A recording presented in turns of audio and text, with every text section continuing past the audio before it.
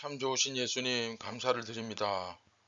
저희가 오늘도 이렇게 있게 된 것은 모든 것이 주님의 은혜임을 고백하며 오늘 이 아침에도 다시 하루를 살게 하신 예수님께 감사드리며 진정한 참된 교회로서 오늘도 세상을 살아갈 수 있도록 인도하여 주시옵소서. 저희에게 일용할 양식을 광야의 만나를 생명의 빵을 허락하여 주시옵소서.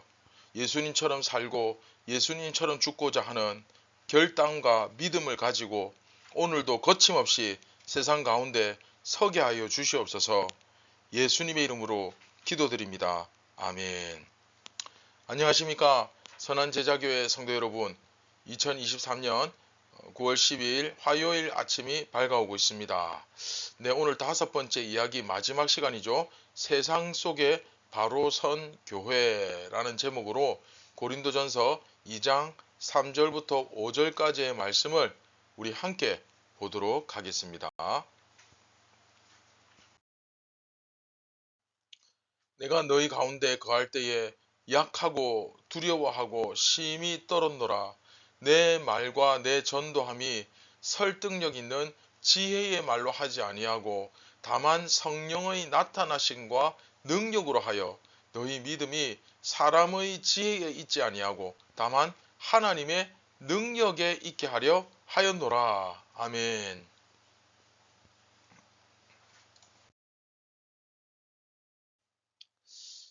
네, 이번 이야기를 시작하면서 바울은 아예 예수 그리스도 십자가 그 복음 외에는 아무것도 알지 아니하기로 작정했다고 아예 못을 받고 시작하잖아요. 세상에서 자랑할 것이 참 많은 어쩌면 그런 바울이었지만 결코 자랑하지 않기로 결심했다는 것입니다. 그 당시에는 성공의 길로 들어가는 그런 등용문과 같은 게 바로 수사학이었죠. 네, 말을 잘해야 합니다. 그래야 일단 어디를 가더라도 인정받죠. 요즘 우리가 영어 잘하면 무시 못하잖아요. 네, 비슷한 느낌입니다. 수사학이 가장 기본적인 성공의 밑거름인데 그 당시 유대인들이나 그리스도인들 중에도 이와 비슷한 행태를 보이는 경우가 있었죠. 그렇죠? 그런데 바울은 중요한 것은 바울은 그렇게 하지 않았다는 것입니다. 그런가 하면 우리가 바울의 2차 전도 여행 그 경로를 이렇게 따라서 조금 이제 공부하면서 바울이 전도 초기에 고린도 지역의 그 전도 초기에 왜 그렇게 연약한 모습으로 들어갔는지 그 이유에 대해서 간략하게 설명했죠. 자, 다 이해하셨죠? 심신이 지친 상태에서 바울은 인간적으로 볼 때는 전혀 대단할 것이 없어 보이는 그런 사람이었지만 왜? 그가 그렇게 하기로 결단했기 때문에. 그렇죠? 그는 그럼에도 불구하고 1년 6개월을 그 고린도에 머물면서 하나님의 은혜로 고린도 교회를 개척했습니다. 그야말로 하나님의 능력이죠. 그렇죠? 이를 통해서 바울은 자기가 자신의 어떤 능력이나 인간적인 어떤 매력으로 사람들을 매료시키고 변화시킨 것이 아니라 성령께서 성령 하나님께서 그 일을 하셨다고 고백하고 있습니다. 어떻게 보면 우리에게 이것은 굉장히 중요한 목회의 그 스탠다드, 모범을 지금 보여주고 있는 거죠. 우리들에게 굉장히 중요한 교훈입니다. 자, 반드시 기억하길 바랍니다. 사역자들은 자신의 외모에 속한 것들, 다시 말하면 어떤 자신의 언변이나 뭐 친화력, 사교성, 학벌, 학위 이런 것이 아니라 성령의 능력에 철저히 의지하는 모습을 보여야 됩니다. 이게 기본이에요, 기본. 이것은 교회의 직분자들을 세울 때도 똑같이 그대로 적용됩니다. 만약에 성도들이 세상의 기준을 가지고 사역자들이나 직분자들을 바라보며 뽑게 된다면, 평가하게 된다면 결국 고린도 교회에서 나타난 문제가 똑같이 그대로 이제 나타나는 거죠. 전혀 다를 바가 없는 똑같은 상황에 빠지고 많은 것입니다.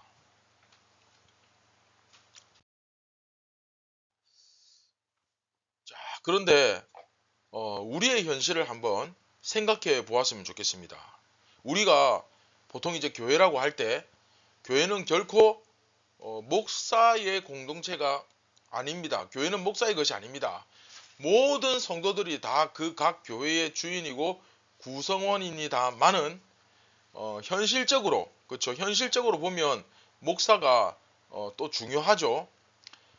전임 사역자들이 어쩔 수 없이 참 이 강력한 영향력을 끼칩니다. 네, 인정할 수밖에 없죠. 사실 아닙니까? 그리고 교회에 어떤 문제가 생겼다. 주로 누구하고 문제가 생깁니까? 좋든 나쁘든 목사하고 문제가 생기죠. 물론 뭐 다른 평신도들도 그 문제의 어떤 진원지일 수도 있습니다만은 언제나 문제는 목사하고 얽히게 되어 있고 사역자들과 얽히게 되어 있습니다. 여러분 왜 이런 일이 벌어집니까? 한번 생각해 보세요. 왜 교회에서 자꾸 이렇게 사역자를 중심으로 문제가 벌어집니까? 네, 사역자들에 대한 시각이 세상적이기 때문이죠. 또 실제로 사역자들이 문제를 일으키기도 하기는 하는데 또 한편으로 여러분 이제 갓 교회에 나오게 된 분 아주 그 초보 신앙인 그러니까 갓 예수님을 이제 막 믿은 사람들 소위 초신자들이 여러분 뭐 교회에 막 큰 문제를 일으킵니까? 아니잖아요. 그죠? 언제나 교회의 문제는 직분자들이 일으킵니다. 오랫동안 신앙생활 하신 분들 뭐 장로님, 안수집사님, 권사님들 이런 분들 사이에서 문제가 일어나지 교회에 갓 들어와서 이제 막 복음을 배우기 시작하는 초신자들 사이에서는 교회에 문제가 없습니다. 자, 그런데 문제는 왜 그 교회가 소위 말하는 장로님, 권사님, 목사님, 전도사님 이런 사람들, 직분자들, 이런 목회자들 사이에서 교회 문제가 왜 자꾸 나타나느냐 하는 이런 사람들은 오히려 문제를 해결하는 사람들 아닙니까? 뭐 다른 이유도 많겠지만 가장 핵심적인 이유는 이렇게 사역자들이나 직분자들을 바라보는 이 시각이 또는 그들을 세우는 어떤 원칙이 세상적으로 되어 버렸기 때문에 그렇죠? 그리고 그들이 세상적인 기준으로 또한 그 사역을 섬김을 진행해 나가기 때문에 이런 일이 생기는 거죠. 이해되십니까? 성도들이 사역자들을 대할 때 어떤 눈으로 대할까요? 아, 우리 목사님 공부 많이 하신 분이야. 아, 우리 목사님은 박사님이셔. 우리 목사님 너무 잘생겼지 않아? 우리 목사님 정말 설교를 잘해. 우리 목사님 너무 위트가 있어. 말씀을 너무 잘해. 뭐 이런 식으로 그쵸? 이런 식으로 그 인간의 외모에 속한 것들 그쵸? 어떤 그 본질이 아니라 비본질적인 것 외형적인 것, 껍데기 이런 것들을 보고서 세상에 속한 것들, 세상을 따라가는 것들 이런 것들을 보면서 그 목회자들을 따르고 그들을 자기들의 지도자라고 생각하는 그런 형상들이 우선은 너무 많죠. 그렇죠? 여러분들이 사역자들을 대할 때 꼭 기억하십시오. 사람은 외모를 보지만 하나님은 중심을 보십니다. 할렐루야. 사무엘상 16장 7절 말씀이죠. 꼭 기억하십시오. 이 말씀을 우리가 명심할 필요가 있습니다. 사실 우리가 계속해서 밑도 끝도 없이 사람의 시각, 자꾸 외모를 보는 시각을 따라가지고 심지어 하나님은 중심을 보지만 우리는 사람을 본다고 당당하게 또 말하는 사람도 있어요. 심각한 문제죠. 우리가 하나님께서 바라보시는 그 중심을 우리가 바라봐야 되는데 바라보지 못하는 경우가 너무나도 많죠. 그리고 자, 이것도 중요합니다. 사역자들이나 직분자도 마찬가지. 자신의 언변, 어떤 친화력, 또 어떤 학벌, 학위, 경제적인 능력, 정치적인 힘, 또 그런 어떤 사회적 영향력 등등 기타 여러 가지 세상에서 인정받는 모든 능력들, 뭐 노래를 잘한다든지, 뭐 연예인이라든지, 사회적으로 어떤 인기가 있다든지, 하여튼 여러 가지 어떤 세상의 능력들이 소위 그런 것들을 따라서 교회 내에서 자기의 지도력을 내세우는 것을 우리가 볼 수 있는데 그렇죠. 정작 하나님의 말씀과 그 성령의 능력을 의지하지 않는 경우가 굉장히 많죠. 사람이 높아져 가지고 그 사람을 따르는 공동체. 여러분 그렇게 되면 어떻게 되겠습니까? 결국 바울파, 아볼로파 되는 겁니다. 사람을 따라서는 안 된다는 것을 우리가 정말 철저하게 깨달아야 하는데, 그런데 그렇게 되지 않는 거죠. 그러다 보니까 어떻습니까? 심지어 직분자들조차도 인간적인 시각으로 사람들을 이렇게 따르고 하다 보니까 장로파, 목사파 생기는 겁니다. 마음이 찢어지는 거예요. 그런 일들이 자꾸 생기는 거죠. 그러나 이것은 이미 예견된 일이죠. 인과관계가 정확하죠. 여러분 반드시 기억하시길 바랍니다. 성도들이 사역자들이나 직분자들을 바라볼 때 세상적 기준으로 바라보면 결단코 교회가 바로 설 수 없습니다. 진짜 여러분 성공적인 사역자는 어떤 사람입니까? 자기 자신을 약하고 무능하고 낮은 기준으로, 낮은 눈으로 바라보는, 자기 자신은 약하고 무능하고 낮아지는 사역자. 오직 하나님 아버지만을 높이고 말씀의 권위만을 나타내고 진리가 이것이다 라고 딱 그것만 제시해야지, 그 사람 자체가 매력있고 그 사람 자체가 어떤 영향력을 끼치고 그 사람이 다른 사람에게 자꾸 어필이 되는, 우리 주님이 아니라 예수 그리스도 십자가가 아니라, 그런 것은 여러분 성공적인 사역자가 아닌 거죠. 우리 한국교회가, 우리 주위에서 바라보는 이 교회가 너무 사람 바라보고 있는 거 아닌가, 정말 깊이 생각하고 반성해 보아야 됩니다. 그리고 내가 나 자신을 바라볼 때, 내가 정말 가치 있다고 여길 때, 나 정말 괜찮은 사람이야 라고 말할 때 도대체 나의 뭘 가지고 그렇게 내 말하고 생각하는지, 나의 가치를 어떤 세상적인 것들, 인기, 돈, 나의 지위, 나의 영향력, 나의 능력, 나의 친화력, 나의 외모, 나의 이런 것들 가지고 자꾸 생각하는 경우가 많은데, 사실 여러분 그런 사람들이 교회 내에서 사역자들을 볼 때 그런 사람들이 주로 어떻게 봅니까? 나보다 그다지 뛰어날 것이 없는 사역처럼 보이면, 사역자, 나보다 대학도 안 좋은데 나오고 나보다 특별히 뭐 잘난 것도 없고, 그러면 이 사역자나 직분자를 무시하고, 그렇죠? 나보다 뛰어난 것이 많은 것처럼 보이는 직분자들을 보면 그 사람 높이고 세워주고, 이런 일들이 벌어지면 여러분 교회가 어떻게 되겠습니까? 그렇죠? 정말 힘들어지죠. 딱 고린도 교회처럼 되는 거죠.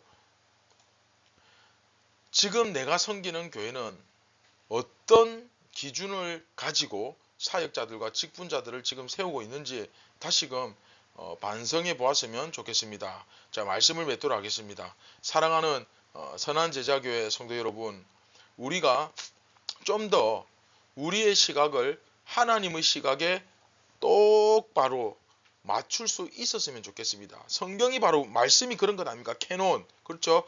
딱 갖다 대면, 말씀을 갖다 대면 정확한 치수가 딱 나오잖아요. 기준이 나오잖아요. 말씀은 그런 것입니다.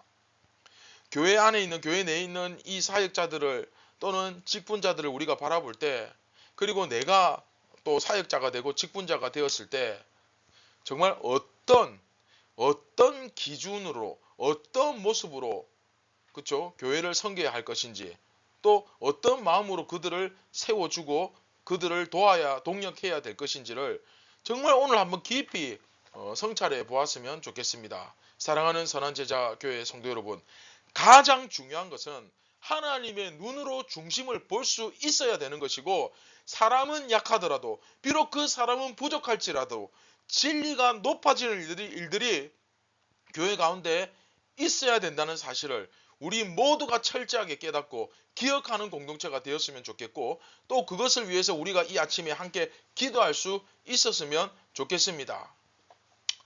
사랑하는 예수님, 우리의 시야를 바꾸어 주시옵소서. 하나님의 안목을 갖게 해주시고 이 교회의 진실된 사역자들이 바로 설 수 있도록 도와주시고 그것을 통해서 이 교회가 온전히 하나님께 영광 돌리는 공동체, 세상 속에 바로 선 교회가 되게 하여 주시옵소서. 우리 그렇게 다 같이 기도하였으면 좋겠습니다. 네, 말씀을 기억하시면서 우리 함께 기도하겠습니다. 참 좋으신 예수님, 우리가 세상 속에 바로 서 있는 그런 참된 교회가 되기를 원합니다. 사랑하는 예수님, 우리가 어떤 기준으로 세상을 살아가고 세상을 바라보며 행동하고 있는지 주여 우리 내면을, 우리의 생각과 마음속을 말씀으로 깊이 들여다보고 반성하는 시간을 갖게 하여 주시옵소서. 세상적인 잣대를 가지고 교회를 섬기고 교회를 이끌어가고 또 그 교회에 함께 멤버가 되어서 함께 공동체 생활을 해 나가려고 했다면 주여 회개의 영을 부어주시고 깨닫게 하여 주시고 성령의 충만함을 사모하고 이 진리의 말씀을 사모하고 예수 그리스도의 영을 사모하는 진실되고 참된 예수님의 제자가 다 되게 하여 주시옵소서. 오늘도 예수님께 온전히 영광 올려드리는 삶을 살기 원합니다. 우리를 시험에 들게 하지 마시옵소서. 우리를 구원하신 예수님의 이름으로 기도드립니다. 아멘. 사랑하는 선한 제자교회 성도 여러분, 우리가 이 세상에 참된 교회, 세상 속에 서 있는 진실된 교회가 되기를, 또 그렇게 되기 위하여 오늘도 무던히 애쓰며 노력하기를 간절히 바라고 기도합니다. 감사합니다.